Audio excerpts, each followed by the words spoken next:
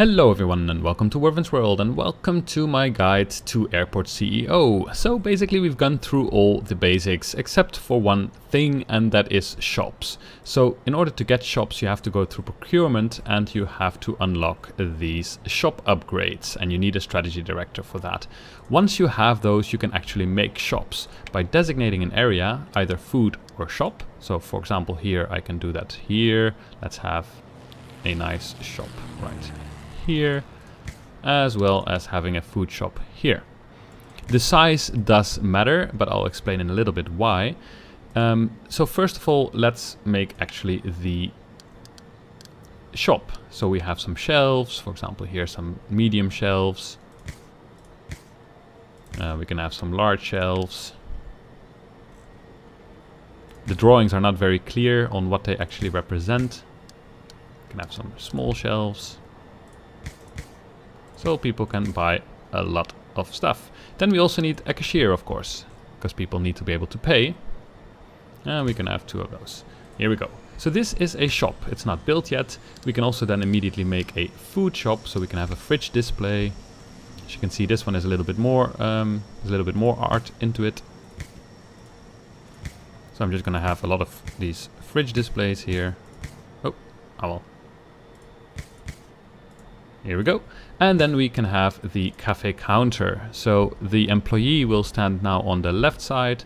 So if I put it here and here, then people can actually buy something. So let's wait until this is built.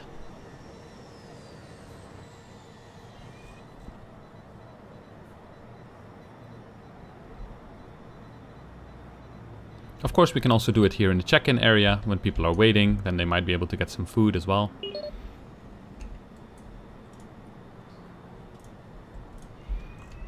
Alright, so now this is built.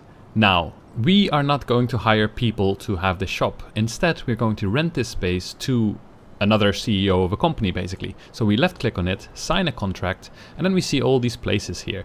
Now, they have different requirements. For example, Valentino here needs a big size and it needs to have 6 fridges, while Hilltop Cafe needs 1 fridge and it needs much smaller size. However, we have a fairly big shop. So, for example, here we can have this sushi place here. And you can see here all the details of the contract. So if we sign this, and then here in this shop we can also sign a contract, for example with, this one we can't, this one here. Then, soon enough, there will be employees coming in. They will be coming by bus. Here they are, the white suits here. Here they go. So now they're waiting here, and then basically people can buy. As you can see here, there's a lot of money things coming because they're buying things. This one says, I paid $8 for rice. So now we are basically making money from shops, so that is how they work. So that's basically all there is to this game at the moment. So once you've got everything figured out, then of course you can start looking into expanding and making it much more efficient than my design is, of course, and much nicer, more efficient. But this is the basic of the game. We cannot really do anything else except, well, we can hire the financial officer. We can look a little bit into, for example, having loans, although we don't really need them at all. We can look at the fees and the salaries of people. We can increase them if we want to by either having an HR director or the CFO, the chief financial officer. We can also start messing around a little bit more with conveyor belts here. We have the till tray and the baggage scanner.